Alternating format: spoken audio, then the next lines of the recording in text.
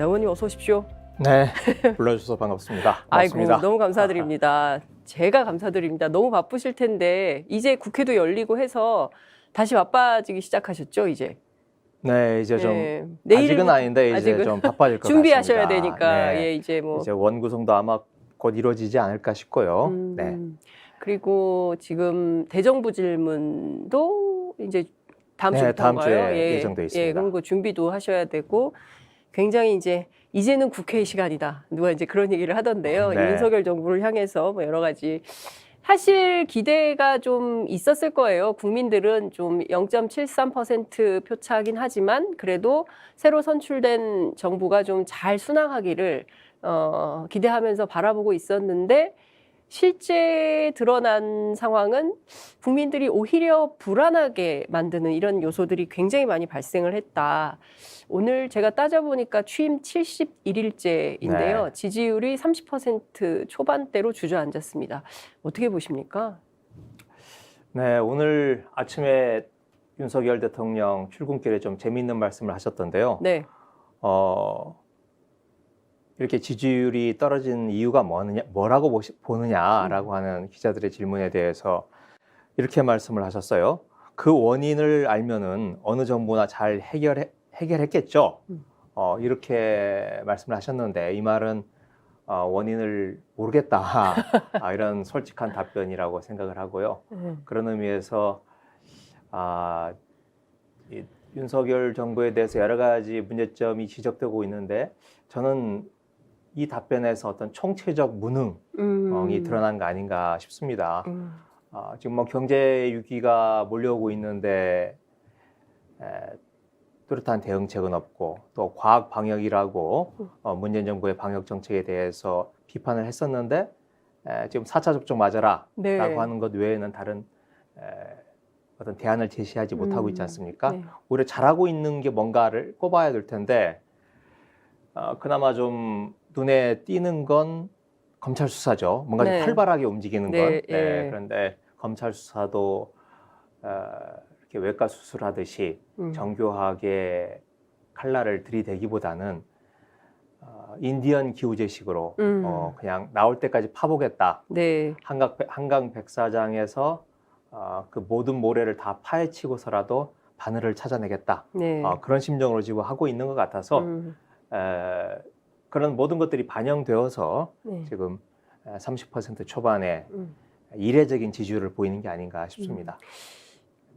전반적으로 다 문제고 잘하는 게 뭔지를 꼽아야 되는 이런 수준이다. 이런 말씀, 총체적 난국, 사실상 무능한 정부다라는 말씀을 좀 주셨는데요. 특히 다른 건 몰라도 많은 국민들께서 이 코로나 문제는 너무 불안한 것 같아요. 벌써 7만 명이 넘었고 네. 이달 말에 다시 20만 명대로 간다고 하니까 도로 코로나 온다는 것에 대해서 국민들이 네네. 이거 진짜 너무 힘들다. 이것만큼은 좀 잘 좀 해주시기를 당부드리고 싶다. 특히 이제 방학이어서 다행인데 이제 개학 때까지 이 상황이 되면 엄마들이 너무 힘들 것 같아요. 학교는 가야 되니까 어쨌든 그건 좀 정말 잘 해주셨으면 좋겠다는 말씀을 좀 드리고 싶고요. 다른 건 몰라도 최근 사이에 제일 심각하게 이슈가 되고 있는 문제가 대통령실의 사적 채용 논란 같습니다. 어제 하태경 의원이 사적 채용은 개인 사비를 들여서 채용하는 것이 사적 채용이다. 이런 얘기를 해서 또 한 번 빈축을 샀습니다. 문재인 정부 때는 안 그랬냐? 뭐 문재인 정부 때는 공개 채용했냐? 뭐 이렇게 비판을 했습니다. 청와대에서도 대변인으로 일을 하셨는데요. 문재인 정부 때도 그랬습니까? 자꾸 전 정부 탓을 하는데요. 비교를 하는데. 네. 일단 공개 채용은 물론 없었죠. 대통령실 역대 제 기억에는 이명박 정부 때인가 한 7명 행정관 공개 채용을 한 적이 있었던 걸로 기억이 되는데 네. 지금 수백 명에 이르지 않습니까? 네. 그걸 공개 채용한 적은 없죠. 그런데 사적 채용이란 말의 의미가 네. 좀 엄밀히 따져봐야 됩니다. 문재인 대통령은 당대표를 하셨잖아요. 네. 그리고 당과 같이 호흡을 해왔고 그 대통령이 되기까지 당의 공조직으로부터 지원을 받으신 분입니다. 네. 그래서 대통령이 되고 나서 그 당의 사람들이 대거 청와대로 들어갔죠. 그러다 보니 이제 당내 경쟁자였던 안희정 네. 또 이재명 후보 그쪽 사람들도 같이 당에서 공헌을 했기 때문에 같이 들어갔던 거예요. 그런데 네. 지금 윤석열 대통령의 용산 집무실에 과연 유승민이나 홍준표 그런 분들의 사람이 있는지 일단 의심스럽고요. 두 번째로는 이 윤석열 대통령은 사적 인연이지 않습니까? 네. 그래서 무슨 강릉의 우사장 아들, 뭐 동해 뭐 황사장 아들, 네. 또 뭐 육촌. 외가의 육촌, 네. 뭐 코바나 콘텐츠 전 직원 네. 이런 그 사적인 인연들이 들어왔는데 아까 제가 말씀드렸던 당을 기반으로 한 분들하고 이건 의미가 다른 거죠. 그렇죠. 네, 그리고 또 뭐 후원금도 1,000만 원씩 뭐 이렇게 낸 네. 거 아니겠습니까? 그리고 이제 무엇보다도 국민의힘에도 지난 대선 때는 그 당에서 주로 당직자 보좌관들이 대선 때 굉장히 열심히 뛰었죠. 네. 그래서 이겼죠. 네. 그분들은 또 다 나름대로 개인적으로 윤석열 대통령이 되면 나도 청와대 네. 대통령 집무실에 들어가서 일을 해야겠다, 하고 싶다 이런 다들 꿈이 있었을 거 아닙니까? 그런데 거의 못 들어갔어요 이번에. 네. 제가 알기로는 국민의힘에서 진짜 거의 뭐 가물에 콩나듯 글쎄요, 손가락 뭐 손에 꼽을 안에 정도로 정도라고 들어간 거죠. 들었습니다. 예. 문재인 정부에서는 글쎄요, 제가 보기에 뭐 100명 그 세 자리 숫자로 들어갔을 겁니다. 네. 근데 그러다 보니 아니 나 말고 도대체 누가 들어간 거야 하고 이분들이 두드려 보고 예. 어라 듣도 보도 못한 사람이 와 있네 하고 뒤를 보니 이런 사적 인연이 있구나 라고 해서 사실은 그분들로부터 지금 뉴스가 나오고 있는 겁니다. 네, 네, 그렇습니다. 그런 점에서 어찌 보면 지금 뭐 하태경 의원이 그런 얘기 했다고요? 네. 또는 뭐 여러 가지 지금 국민의힘 당대표 지도부에서 지금 그렇게 전 정부하고 똑같다라고 핑계를 대지 마시고 집안에서 새는 바가지를 지금 땜질하는데 그게 더 급하다 저렇게 생각합니다. 그렇군요. 집안에서 새는 바가지 땜질을 위해서 하나하나 좀 짚어보겠습니다. 뭐 오늘 아침 페이스북에도 글을 올리셨는데요. 우선 지금 욕설 시위 유튜버의 누나가 문제가 되니까 사직서를 내고 그만두었습니다. 그런데 이분도 사실은 문제가 좀 있었던 것 같은데 겸업을 하고 있었습니까? 네. 이걸 지금 제가 여기 오기 전에 네. 유튜브에 저희 방 식구들이 확인을 해서 제가 유튜브에 지금 막 올리고 여기에 왔는데요. 네. 그 쌍욕 또는 욕설하는 그 유튜버 네. 안정권, 네, 이 동생과 함께 거의 같이 그 운영하는 유튜브 회사가 있습니다. 네. GZSS라고 하는 회사인데 네. 그 안정권의 누나 안수경입니다. 네. 그분이 오늘 현재까지도 이 회사의 이사로 등록을 하고 있습니다. 이거 심각한 문제인데요. 네. 네. 이거 분명히 이 국가공무원법에 그렇게 돼 있어요. 이런 네. 어떤 영리를 목적으로 하는 기업이나 단체에 네. 그 겸직을 하지 못하도록 분명히 못 박혀 있는데 네. 이 안정권 씨의 누나는 현직 이사로 재직 중이었고 네. 또 뿐만 아니고 대선 후보 시절에 자신이 운영하던 유튜브가 있는데요. 네. 그 유튜브를 통해서 후원금을 모집을 하고 있었는데 오, 네, 예. 그 후원금 모집을 지금도 그 계좌를 열어놓고 있어요. 그래서 지금 그 실제로 후원금이 지금 모집되고 있는지 네. 이렇게 후원금을 모집한다면 지금 공무원 물론 지금은 직전에 사직을 했습니다마는 네. 그래도 그 겹쳐진 기간이 있지 않습니까? 예, 예. 그 기간에 법을 위반한 게 아닌지 분명히 좀 밝혀야 된다. 이 점을 제가 오늘 지적을 했고요. 네. 이 대목에서 제가 한 가지 좀 짚고 넘어가고 싶은 게 네. 이런 일들이 계속 생기고 있지 않습니까? 그런데 지금 용산 대통령 집무실에 그런 일이 없도록 사전에 예방하고 스크린해야 되는 일이 공직기강 비서관인데 네. 그 공직기강 비서관이 지금 손을 놓고 있는 거냐? 라고 의문을 제기하지 않을 수 없고 네. 그 사람이 공직기강 비서관이 검사 출신의 이시원 씨 아닙니까? 네. 그리고 이시원 씨는 그 간첩 조작 사건 유명한 분이죠. 간첩 유명한 분이죠. 예. 네. 그 간첩 조작 사건 할 때는 그렇게 열과 성을 다해서 네. 일을 하더니 네. 공직기강 비서관이 돼서는 이렇게 두 손 놓고 자신의 본연의 임무를 해태하고 있는 거 아니냐 이렇게 좀 문제를 좀 제기를 하고 싶습니다. 지금 인사 문제가 비단 그 이 유튜버 누나 문제뿐만이 아니라 그 어제 그제 논란이 됐던 그 우 사장 아들 네. 이 사람도 사실은 그 본인 아버지 회사의 감사인가요? 역할을 감사로 되어 있고 사실상 이것도 겸직 겸직 금지 조항에 네. 위배되는 일인데 네, 네. 이런 분들이 지금 벌써 확인된 분만 둘이 되는 건데. 네. 그리고 전 이 대통령실의 그 해명이랄까 네. 항변 자체가 좀 너무 이치가 안 맞다고 생각을 합니다. 네. 어제 며칠 전 됐죠. 이 강릉 우사장 아들 문제가 제기가 되니까 이런 겸직 금지 조항에 해당되는 거 아니냐라는 문제가 제기되니까 뭐라고 얘기를 했냐면 감사는 무보수 명예직이기 때문에 겸업 괜찮다. 금지에 해당하지 않는다. 이렇게 예. 변명 아닌 변명을 했는데 예. 이건 정말 손바닥으로 하늘을 가리는 이야기거든요. 네, 그래서 이렇게 피하려고만 하지 말고 네. 좀 정정당당하게 지금 제기가 되고 있는 여러 가지 인사들에 대해서 좀 공개를 하고 지금 안 밝히고 있어요. 지금 용산 집무실에서 행정관이나 다른 사람들 명단을 밝히지 않고 있는데 명단을 밝히고 좀 국민들 앞에서 좀 당당하게 평가를 받았으면 하는 게 제 마음입니다. 국회 운영위가 요구하면 주도록 되어 있죠? 네, 국회 운영위가 요구를 하면 그때는 안 줄 수가 없을 겁니다. 그런데 아직은 이제 운영위가 열리질 않고 있어서 또 막상 이제 한번 열리면 실제로 어느 정도까지 자료를 낼지 그걸 한번 좀 지켜보겠습니다. 근데 행정관이나 행정요원 자료까지 안 주겠다고 하는 건 그거는 만약에 사실 그렇게 된다면 그거는 정말 그렇죠. 국민들이 납득할 수 네. 없는 수준이 아닌가 싶은데요.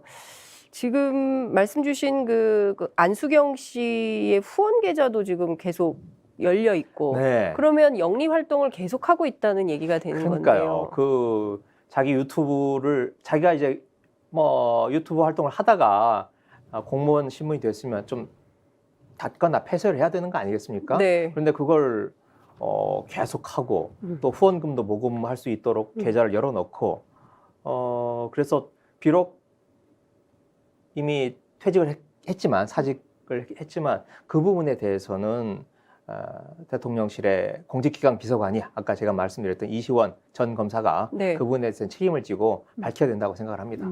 제일 심각한 문제가 거짓말 해명 아닌가 싶은 생각이 좀 듭니다. 네, 뭐 워터게이트 사건도 마찬가지였지만 앞서 벌어진 사건에 대해서 우리가 잘못했다, 실수했다, 다시는 그러지 않겠다, 용서를 구하고 새롭게 좀 대응책을 마련하는 모습이 아니라 계속 아니라고 네. 몰랐다, 아니다, 그리고 국민들이 잘못 알고 있다. 이컨대 뭐 일반직과 별정직은 다르다라든가 뭐 이런 식의 이제 규정. 네, 해명이 앞뒤가 안 맞는 해명이 너무 많아요. 저도 네, 대변을 예. 하면서 예.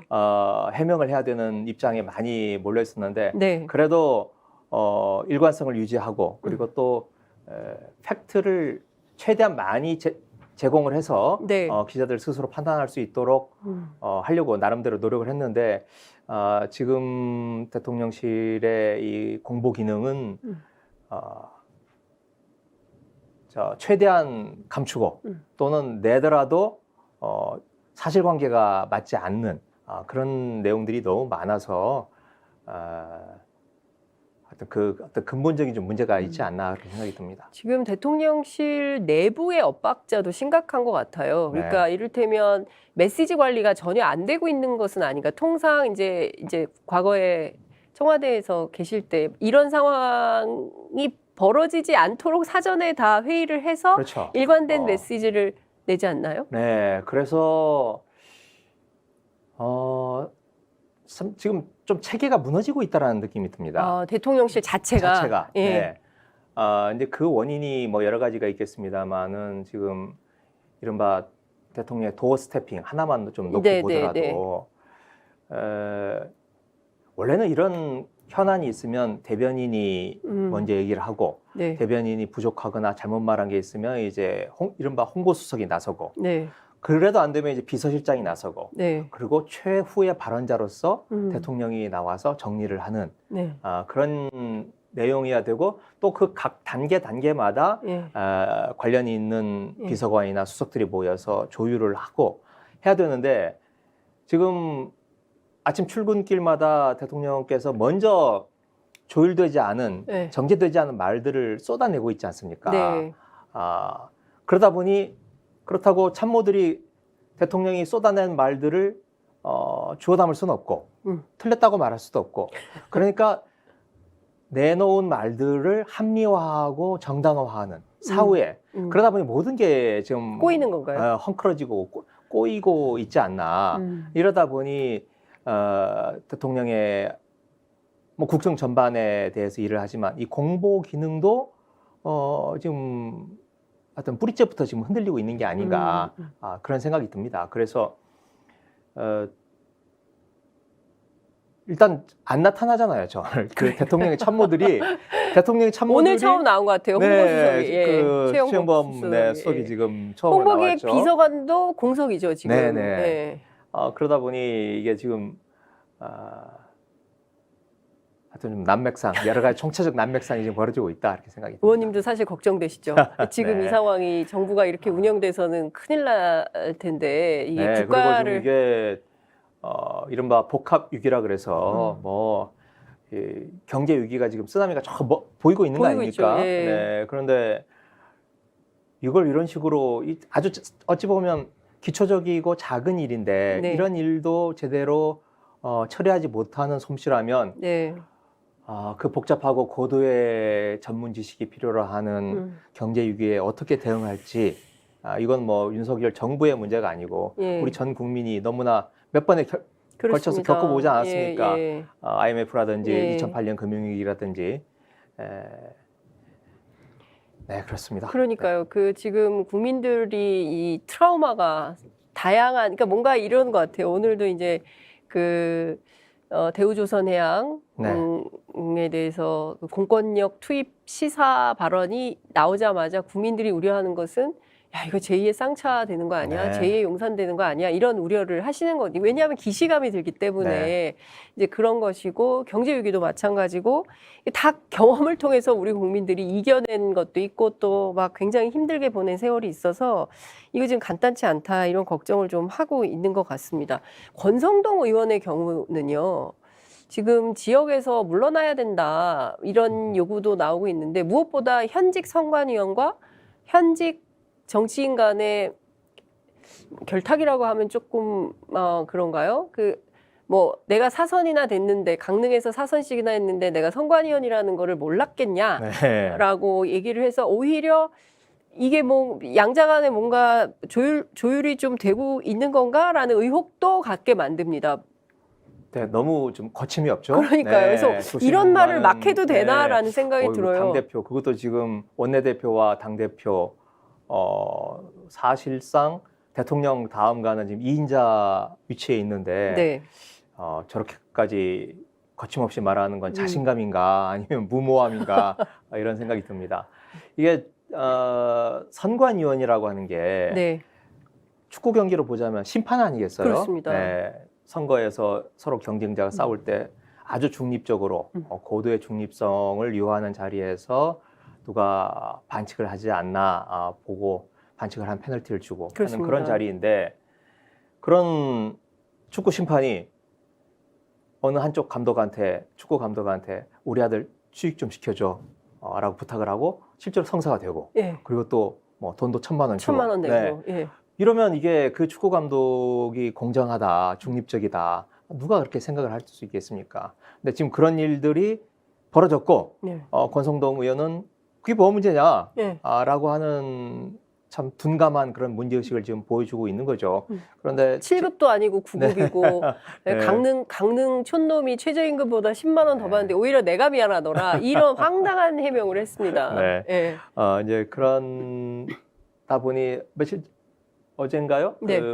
어느 보도를 보니까 강릉시 선관위 조사한다고. 네, 조사하겠다고. 네. 그리고 이게 좀 심각한 문제다. 네. 그래서 강릉시 단위에서 조사할 문제가 아니라서 일단 강원도 단위, 네. 도 선관위로 보고를 했다라고 보도가 됐더라고요. 네. 그렇게 되면 도 단위에서도 아마 이 정도 사안이면 이제 중앙선관위에 네. 넘겨서 중앙선관위에서 직접 조사를 하지 않을까 예. 싶습니다. 조사 결과에 따라서 권성동 의원이 사법 처리될 수도 있겠네요. 이것도 또 무마. 한번 좀 지켜보죠. 네. 아, 진짜 근데 지금 보면 정말 어처구니 없는 해명들 때문에 국민들이 이 화가 나고 그러다 보니까 지지율은 더 떨어지고 뭐 이제 이런 상황이 반복되는 것 같은데요. 재미있는 현상 중에 하나가 보수 언론의 태도입니다. 그러니까 과거에는 이런 상황이 벌어지면 보수 언론이 앞장서서 이 상황을 막고 뭐 그것이 아닌 것처럼 하려고 했는데 네. 이번에는 보수 언론들이 앞다퉈서 비판 칼럼을 연일 보도하고 있습니다. 전직 언론인으로서 이 현상은 좀 어떻게 네. 보십니까? 보통 이제 새로운 정부가 출범하면 허니문 기간이라 그래서 네. 거의 뭐 암묵적으로 한 6개월 정도는 이제 봐준다. 네. 이런 게 있지 않았습니까? 그런데 지금 아까 71일이라고 하셨나요? 네. 한 두 달 만에 지금 뭐 그런 것들이 붕괴가 되고 있는 현상이에요. 이 현상을 나 저도 어떻게 봐야 되나 싶은데, 그런데 그런 거 있잖아요. 내 자식이라서 좀 감싸주고 싶은데, 네. 도저히 감싸줄 수 없는 상황까지 지금 가버린 건가요? 가버린 거죠. 그래서 네. 감싸주면 언론도 같이 이제 평판이 떨어지니까 그러니까 이제 그 윤석열 정부의 어떤 총체적인 무능이나 어떤 난맥상에 대해서 이렇게 감추고 또 좀 포장을 해주고 싶어도 포장을 할 수 없는 지금 그런 단계에 이르렀다고 생각하고요. 그래도 지금은 야, 좀 잘해라. 라는 좀 애정어린 채찍질이라고 생각을 합니다. 네. 지금 30% 초반대면. 그런데, 제 생각으로는 한 20% 중반? 네. 이때쯤 내려가면 이른바 그 손절을 할 가능성이 있다고 생각을 합니다. 언론도, 이제 같이 갈 수는 없는 거잖아요. 네. 그러면 이제 같이 망하겠다 싶으면 이제 거리를 두는 정도가 아니라 이제 본격적으로 때리는 거죠. 예. 네. 때리는데 그렇다고 우리가 5년 전에 그 최순실 사건이 났을 때 조중동을 중심으로 하는 보수 언론들이 처음에는 모른 척 입 딱 씻고 있다가 네. 이제 뚝이 무너지니까 그때부터는 오히려 더 가혹하게 이제 네. 공격을 했던 그런 과거 전례를 저희들이 알고 있는데요. 그렇다고 이렇게 완전히 돌변해서 아까 20% 중반 아래로 내려갔을 경우에 돌변해서 공격을 할까 생각하면 그렇게까지는 안 갈 것 같고 뭔가 좀 다른 대안을 찾으려고 하지 않을까 저는 싶습니다. 조금 이른 감이긴 한데 예를 들면 완전 개각을 통해서 네. 진용을 재편하는데 대통령 좀 빠져라. 그리고 총리 중심으로 국정을 운영하라. 네. 총리에게 실질적인 장관 임명 제청권을 실질적으로 행사할 수 있도록 해서 네. 책임 총리제로 가라라든지 네. 또는 내각제 개헌 뭐 이런 걸로 국면을 좀 전환을 해보려고 하지 않을까. 지금 보수 언론 태도가 나와서 얘기 말씀인데 저는 좀 심각해지면 네. 그런 식으로 좀 우회를 하려고 하지 않을까 그런 생각이 듭니다. 이런 방향에 대해서 윤석열 대통령이 받아들일까요? 지금 그 안에 갈등이 있겠죠. 그러니까 그런데 검사 이제, 출신의 대통령 네. 지금 뭐 모든 거를 당신 마음대로 좌지우지하는데 이런 상황이 되면 다 수사하지 않을까요? 진짜 보통 심각한 일이 아닐 수 없다는 생각이 좀 듭니다. 내각제 개헌 여기까지 진도 나가면 우리 국민들이 아마 계실까요? 네. 제가 보기에는 지금 진짜 엄중한 위기가 오고 있다. 정말 정신 차리지 않으면 큰일 나겠다. 이런 생각이 좀 듭니다. 두 번째 이슈로 좀 넘어가 보겠습니다. 네. 윤석열 정부 걱정은 여기서 좀 마무리를 하고요.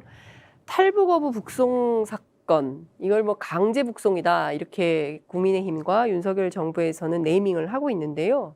이른바 이 지지율이 하락하면서 이것을 좀 탈피하기 위한 목적으로 신북풍 압력을 넣고 있는 거 아니냐 이런 비판도 나옵니다. 자, 우선 이 서해 공무원 사건이 계속 얘기가 됐어요. 그러다가 동해 동해로 탈북, 넘어갔죠? 네, 네. 서해에서 이제 동해로 넘어갔습니다. 두 사건이 이제 서해 공무원, 동해 네. 어부 이렇게 두 네. 사건이 지금 막 이제 붙어서 가고 있는 상황인데 어떻게 보십니까? 사실 어제 통일부가 공개한 영상과 관련해서도 논란이 상당히 거칠게 일고 있습니다. 이 영상을 아니 지금까지 뭐 하고 있다가 이제 와서 이 영상을 공개하는 이유가 뭐냐 이런 통일부에 대한 비판이 있고요. 그리고 좀 심정적으로 당연히 가고 싶지 않지 않았을까라는 것도 있고요. 뭐 여러 가지 이슈들이 뭐 국제 엠네스티에서는 또 재판받을 권리를 침해당했다라고 문재인 정부를 향해서 비판하기도 합니다. 이 사건의 본질은 뭐라고 보십니까? 네, 저는 왜 일어났나를 보면 네. 일종의 충성 경쟁이 지금 벌어지고 있는 가운데서 불거진 사건이다 이렇게 봅니다. 무슨 말씀이냐 하면 윤석열 정부가 들어섰어요. 네. 그러면 윤석열 정부의 주역들은 각자 자기가 맡은 분야에서 전임 정부를 때리고 싶은 욕구가 있는 겁니다. 우리 그동안 검찰만 생각을 했어요. 그런데 전임 정부, 문재인 정부를 공격할 수 있는 건 다 각자 그걸 하고 싶은 겁니다. 네, 그게 이제 검찰이 있고, 그다음에 감사원도 있고, 또 외교안보 분야도 있는 거예요. 그래서 하나 예를 들면 지금 감사원을 예로 들면 지금 유병호 사무총장이 2단계나 지금 그 특진을 해서 네. 지금 사무총장이 돼서 감사원장도 지금 제껴놓고 지금 사실상 1인자 역할을 지금 하고 있습니다. 며칠 전에 제가 재밌는 기사를 아주 작은 기사가 났던데 기사 내용이 뭐냐면 네.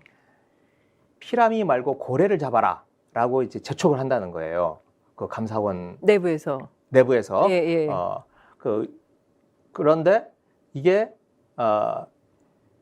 등급을 매겼다는 거예요. 5개 등급을 매겨가지고 네. 사건의 이제 비중 얼마나 큰 사건이냐에 따라서 감사원에서 명칭을 붙였는데 네. 고래급, 상어급, 예. 그다음에 고등어급, 피라미급, 그다음 민물새우급 이렇게 5개를 세분화를 했다고. 예. 그래서 말하자면 이제 문재인 정부의 핵심 인사를 잡으면 이제 고래급이 되는 거겠죠. 예. 그게 기사가 조그맣게 떴어요. 그래서 저는 에이 설마 감사원에서 네, 네. 예. 무슨 민물새우 이런 얘기를 하면서까지 했겠느냐. 네, 네. 그래서 그러면서 기사 또 그런 얘기가 나와서 예. 저는 장난인 줄 알았어요. 예. 그런데 제가 감사원 쪽에 확인해 보니까 진짜라는 거예요.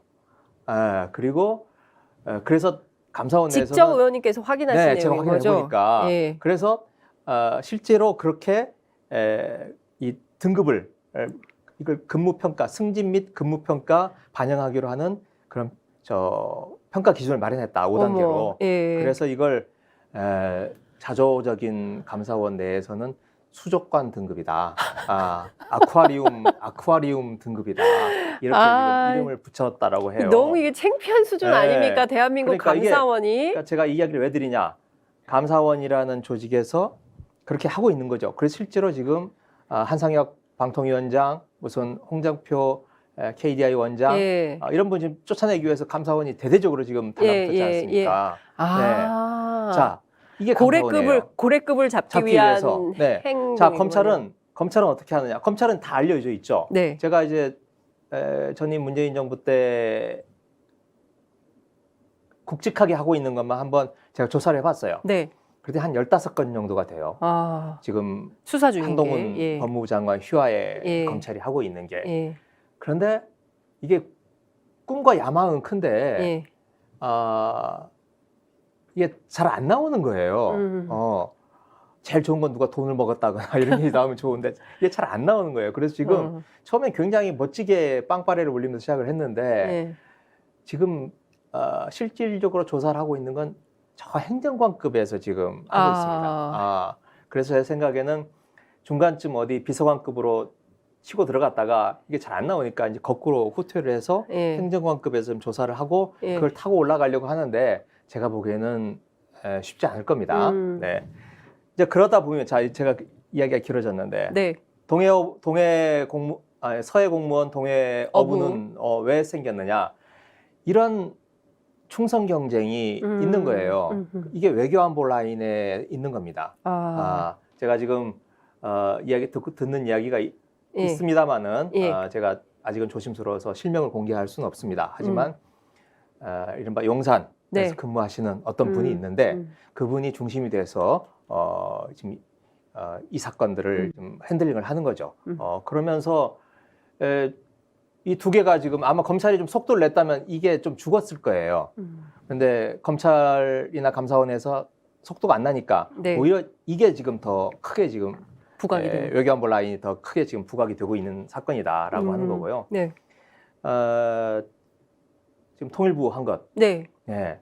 그럼 누가 통일부를 시켜서 그렇게 하느냐?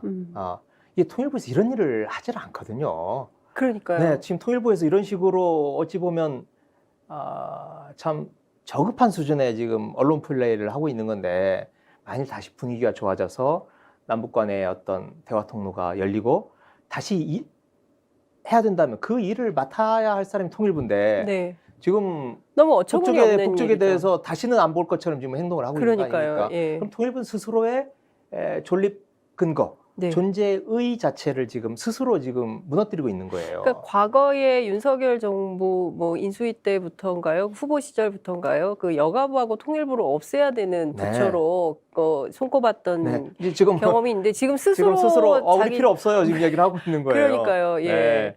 그리고 저도 예전에 이제 통일부 출입을 해서 알지만 대단히 수세적인 네. 부처거든요. 그러니까 네. 뭐 스스로 나서서 뭘 하려고 하지 않는데 네. 이번에는 아주 용감하고 과감하게 그렇죠. 네. 영상을 딱 공개를 네. 했는데 그러니까 누가 세게 지금 잡고 시키고 있는 거죠. 그게 누굽니까? 아까 제가 이제 아까 그분입니까? 용산 언저리에 있는 분이라고 제가 안 말씀드렸는데 보실 김보 씨인가요? 네.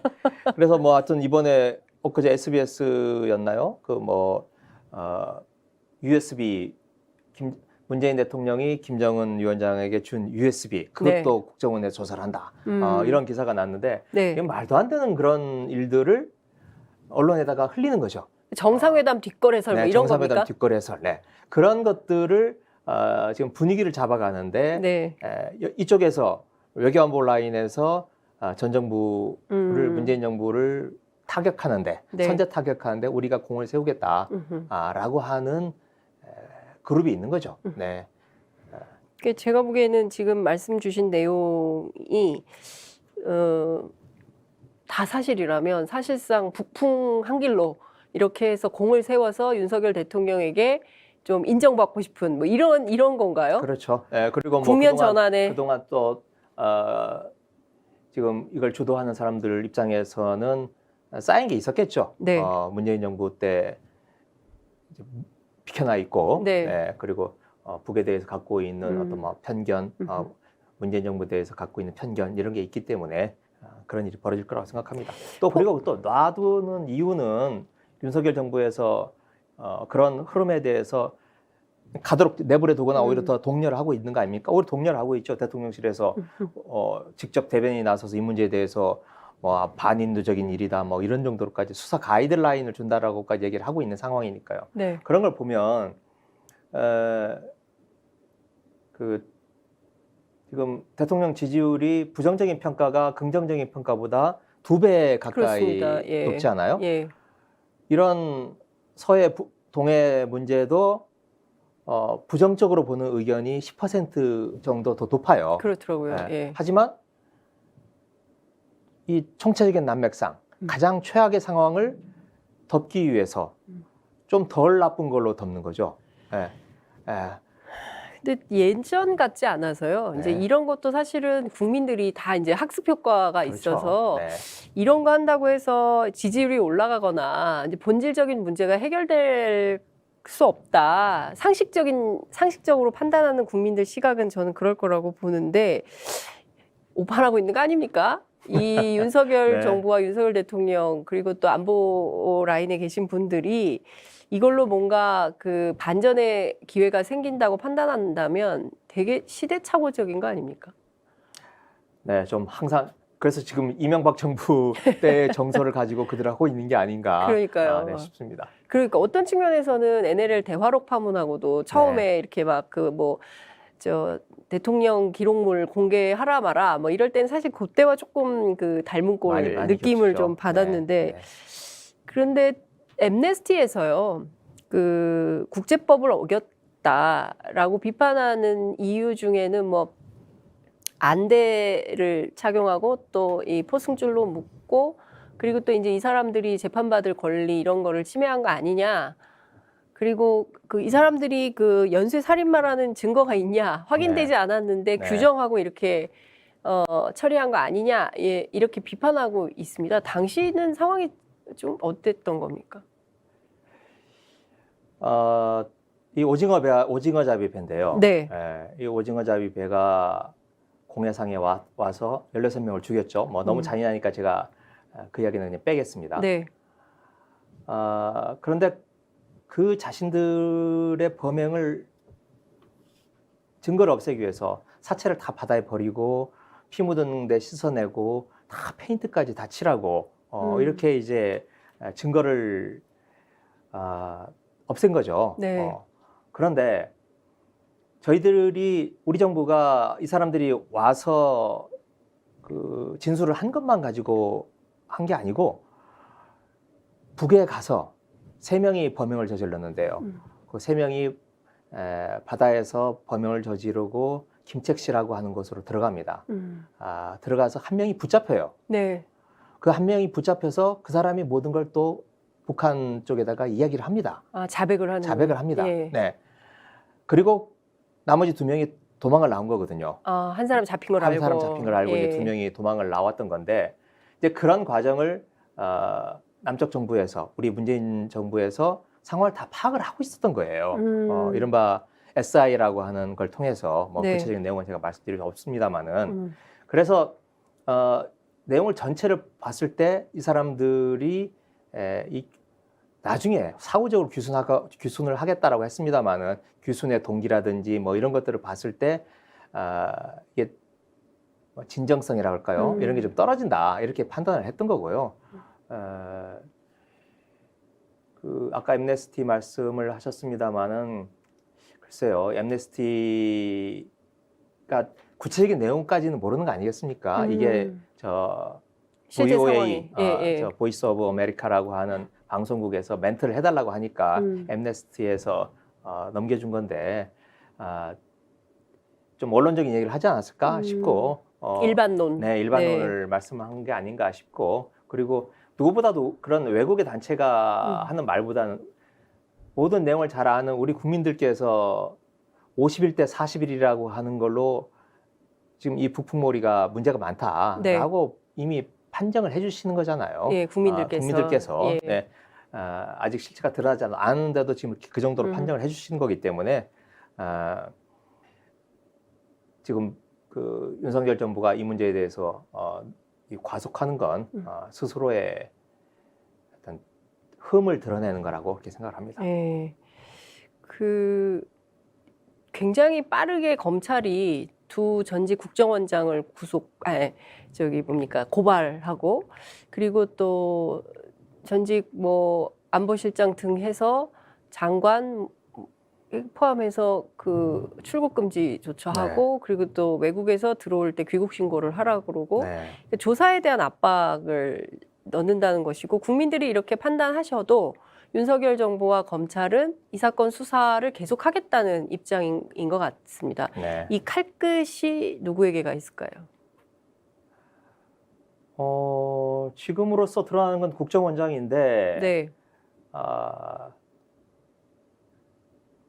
아마 최종 결정권자는 문재인 대통령일 것이다 라고 판단을 하고 문재인 대통령을 또 모욕 주기 사법 처리까지는 안 간다 할지라도 그렇게 최종적인 목표가 있지 않을까라고 싶습니다. 이 내용을 들여다보면 이게 국정원이 만일 이 두 명의 어부를 조사를 하는 과정에서 스스로 문제가 있다고 생각을 해서 이걸 정권이 바뀐 뒤에 내놓은 게 아니고 이른바 국정원의 감찰실이 있어요. 네. 예, 감찰실은 문재인 정부 때 임명한 분이 지금 감찰실장을 하고 있습니다. 그런데 그분을 업무에서 완전히 배제를 하고 검사 출신의 감찰 심의관이라고 감찰실장보다 한 단계 아래인 감찰실장을 최아무개 검사라고 하는 분을 들어가서 그 사람이 중심이 돼서 이걸 그러니까 검사가 주도를 해서 지금 박지원도 고소고발하고 서훈 원장도 고소고발하고 만들어가고 있는 거예요. 네. 야, 이게 기가 막힌 상황이군요. 그래서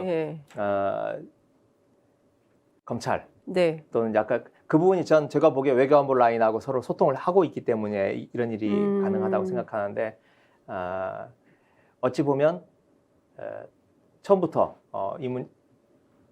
이 문제를 제기를 하고 문제를 삼고 수사를 하겠다라고 하는 잘 짜여진 각본하에서 지금 진행이 되고 있는 거다 그렇게 보여집니다. 그 명실상부 검찰공화국이 맞는 건가요? 그렇죠. 네, 뭐 지금 국정원도 뭐 이 사람뿐만 아니고 아까 제가 취업 검사뿐만 아니고 좀 검찰 출신들이 중요한 요직에 기조실장을 비롯해서 그래도 그 기조실장이 가장 온건하다라고 합니다. 검사 출신으로서는 세상에, 그러니 지금 지금 여기뿐만 아니고 그렇죠. 요소 금감원을 비롯해서 요소에 지금 검사 출신들이 들어가서 국정 전반을 지금 운영을 해나가고 있지 않습니까? 저는 이게 그래서 옛날 공산당 생각이 나요. 공산당. 네, 공산당 소련에서 공산당이 정권을 잡고 나서 각급 부대 및 각급 그 정부기관의 이른바 코미사르라고 하는 것을 이제 정치국원이라고 하죠. 파견해서 그 대표가 있긴 있습니다만은 이 코미사르의 허가를 받지 않으면 일이 진척이 안 되는 그런 식의 지금 검사들이 파견돼서 최종 결정권자로 지금 영향력을 행사하고 있는 거 아닌가. 국정 전반에 대해서 그렇게 청사진 속에서 지금 진척시키고 나가고 있다. 이런 생각이 듭니다.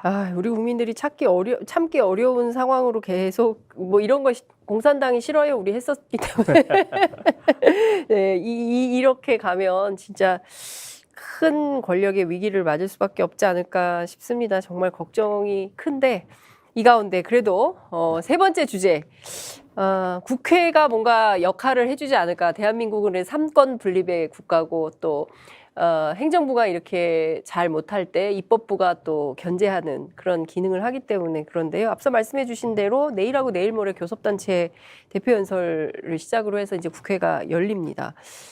의원님께서는 그 올 하반기 또 21대 후반기 국회에서 가장 주목해서 보시는 포인트, 일단 상임위는 좀 정하셨습니까? 어디 가실지? 아니요, 아직 저 신청은 해놨는데 아직 결정은 아직 안 됐습니다. 통보는 아직 못 받으셨습니까? 어느 쪽으로 과방위를? 과방위, 법사위 이런 곳에 지금 써놨습니다. 그 과방위 가셔야 할 일이 많으실 것 같습니다. 언론 문제도 곧 닥칠 것 같아가지고요. 지금 뭐 시동이 걸린 상황이죠. 눈앞에 닥친 게 언론 문제죠. 어떤 포인트를 좀 역시 언론 문제를 가장 중요하게 보시나요? 여러 가지가 아닌 데가 없은 것 같습니다. 그런데 지금 이번 원고성 협상에서 가장 큰 난제가 지금 과방위 위원장을 누가 맡느냐 이거 아니겠습니까? 그런데 법사위도 가져가고 그 사개특위 문제도 많이 얻었습니다만은 국민의힘 사개특위 위원장도 국민의힘이 하기로 했죠. 아니 위원장은 아니 동수로 하기로. 동수로. 위원 동수로 하고 위원장은 그럼 누가 하는? 위원장은 이제 민주당이 하는 걸로 그렇게 알고 있는데요. 아직 최종적으로 결정된 건 아니어서. 근데 과방위원장을 가져가려고 하는 가장 큰 이유가 이 언론 문제라고 생각을 합니다. 네. 이게 두 가지 의미가 있는데요. 네. 첫 번째는 지금 기존의 KBS, MBC 등 공영방송, 네. 제가 보기에는 국민의힘 쪽에 더 유리한 보도를 한다고 생각하는데 국민의힘 쪽에서는 오히려 네. 눈엣 가시라고 생각을 한 것 같아요. 네. 그래서 이 KBS, MBC를 꼭 장악을 해야겠다라고 하는 게 하나가 있을 테고요. 두 번째로는 자기들이 하고 싶은 국민의힘 쪽에서 하고 싶은 정권을 잡으면 하고 싶은 그 방송 정책이 있습니다. 네. 어떤 건가요? 대략적으로 말씀드리면 네. 지금 종편 조중동이 중심으로 하고 있는 종편에 안 그래도 지금 특혜가 많다라고 네, 하는데 네. 거기다 더 듬뿍 얹어주는 그런 정책들이 있고요. 예. 또 하나는 대기업들. 네. 대기업들이 지금 이 방송의 종편이나 일반 지상파 이런 곳에 진출을 못하도록 지금 그렇죠. 예. 진입 장벽이 있는데 예. 이 대기업들로 하여금 진출할 수 있는 진출할 길을. 수 있도록 길을 터주는 와. 이게 사실 MB 때 하려고 했던 것들이에요. 네. 근데 그중에 이제 대표적인 게 종편을 했던 거죠. 이걸 이제 이번 정권에서 하고 싶은 거죠. 그러려면 과방위의 위원장을 맡아야 된다라고 하는 거기 때문에. 근데 이제 국민들 입장에서 보면 안 그래도 지금 사실 언론 방송이 기울어져 있는데 기울어진 운동장인데 여기에 지금 대기업 또 기존의 종편들이 더 차지하고 있는 몫을 더 늘리는 쪽으로 간다면 어떤 균형이 있는 목소리를 지금 점점점 더 들을 수 없게 되는 거죠. 예. 그래서 이 하반기에는 이 문제가 하여튼 큰 쟁점 중에 하나로 떠오를 거로 이렇게 생각을 합니다. 아유, 의원님 하실 일이 정말 많으실 것 같습니다. 특히 다른 건 몰라도 지금도 사실은 미디어법 날치기 국면 2008년도죠. 그때도 그렇죠. 상당히 이제 그 언론 노조를 중심으로 해서 공영방송 세게 싸웠던 걸로 기억을 하는데 지금 그 시절이 지금 다시 오고 있는 거네요. 그러니까 MB의 언론 정책이 다시 부활하고 있다. 이거를 이걸 막는 역할은 민주당의 역할이 크다. 이렇게 보시는 거네요. 아유, 매우 심각한 상황일 것 같다는 생각이 좀 듭니다. 근데 언론뿐만이 아니라 앞서 말씀 주신 대로 외교, 안보, 경제 뭐 여러 가지 중충적이고 복합적인 위기가 있는데요. 이 야당의 역할이 그 어느 때보다 중요하다. 특히 이제 거대 야당이라고 할 수 있지 않습니까?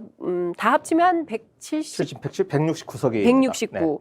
네. 169석이면은 대단한 힘이 있는 세력 아닙니까? 네. 네. 이걸로 사실은 못할 일이 없다. 하려고만 마음 먹으면 다 할 수 있다.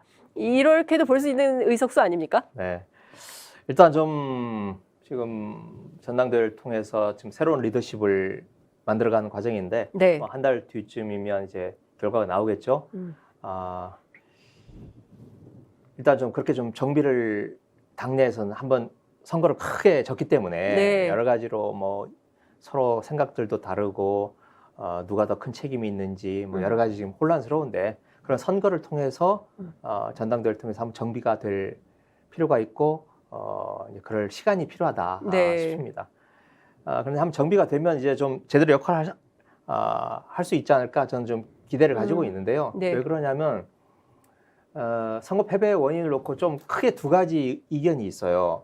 어느 한쪽은 제대로 싸우질 못해서 졌다 이렇게 보는 시각이 있고 또 다른 시각은 좀 너무 과하게 싸우다가 국민들의 지지를 잃었다라고 생각하는 그 상반된 견해가 있는데 이게 좀 잘 접점을 못 찾고 있는데 그런데 윤석열 정부의 지금 이런 난맥상 어떤 독주 이건 막아야 된다라고 하는 데 대해서는 제가 보기에 169명의 국회의원들이 모두 다 동의를 하는 것 같습니다. 그래서 이제 상임위 그러니까 이게 뭐 지금 아까 지금 저는 이제 언론인 출신이라 언론만 말씀을 드렸습니다만은 사실은 또 근본적인 문제는 아까 제가 말씀하셨던 복합위기, 뭐 고금리, 고환율 뭐 이런 쪽에서 생기는 지금 국민들의 절박한 민생의 문제들이 닥쳐오고 있지 않습니까? 의원님 물가가 정말 심각합니다. 물가 정말 심각하죠.